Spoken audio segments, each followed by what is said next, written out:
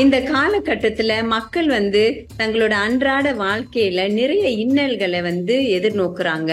நிறைய போர்கள், யுத்தங்கள், நிறைய உயிர் சேதம், பொருள் சேதம், அதோட உற்றார் உறவினர்கள், நண்பர்களோட தீரா பகை. இதனால் என்ன ஆகுதுன்னா மன உளைச்சல்லே வாழ்ந்துகிட்டு வரோம். கருப்புசாமி காவல் தெய்வமா இருக்கிறதால நாங்க கருப்புசாமிய குல தெய்வமா வழிபட முடியுமா ஐயா?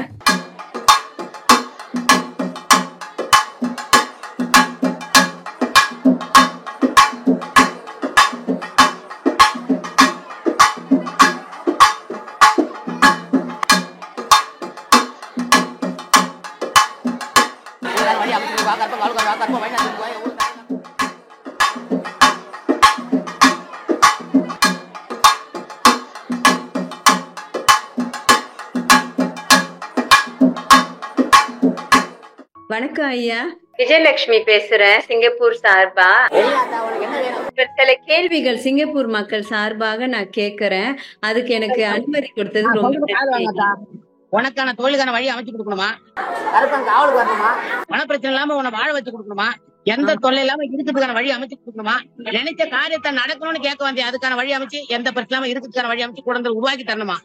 இப்ப நான் உங்ககிட்ட கேள்வி கேட்கட்டா ஐயா? எல்லாம் சிங்கப்பூர் மக்கள் சார்புல நான் கேக்குறேன். அதுக்கு வாய்ப்பு கொடுத்ததுக்கு ரொம்ப நன்றி ஐயா. இந்த காலகட்டத்துல மக்கள் தங்களோட அன்றாட வாழ்க்கையில நிறைய இன்னல்களை எதிர்நோக்குறாங்க. உடல் மனம் ஆரோக்கிய குன்றிய நிலைமை, பொருளாதார நெருக்கடின்னு சொல்லி வருது. அதோட உற்றார் உறவினர்கள், நண்பர்களோட தீரா பகை. இதனால் என்ன ஆகுதுன்னா மன உளைச்சல்லே வாழ்ந்துகிட்டு வரோம். இந்த பிரச்சனைகள்லாம் ஒரு தீர்வு கூடிய சீக்கிரம் கிடைக்குமா ஐயா எல்லா மக்களுக்கும்? எல்லா மக்களும் சேர்த்து நீ ஒரு ஆள் கேக்குறியாதா?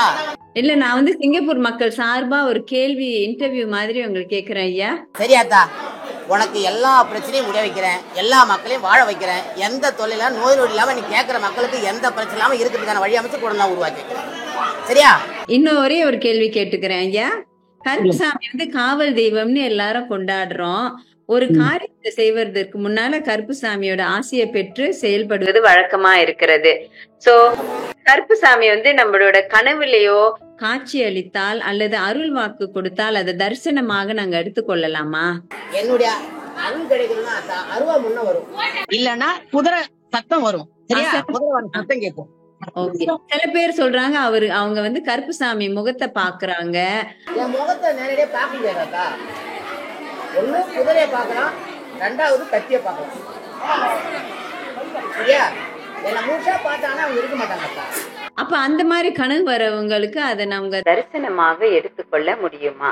தரிசனமா கனவுல வந்தாலே தரிசனம், கத்தியோ இல்ல குதிரை சத்தமோ வந்தாலே தரிசனமா. அடுத்த கேள்வி ஐயா.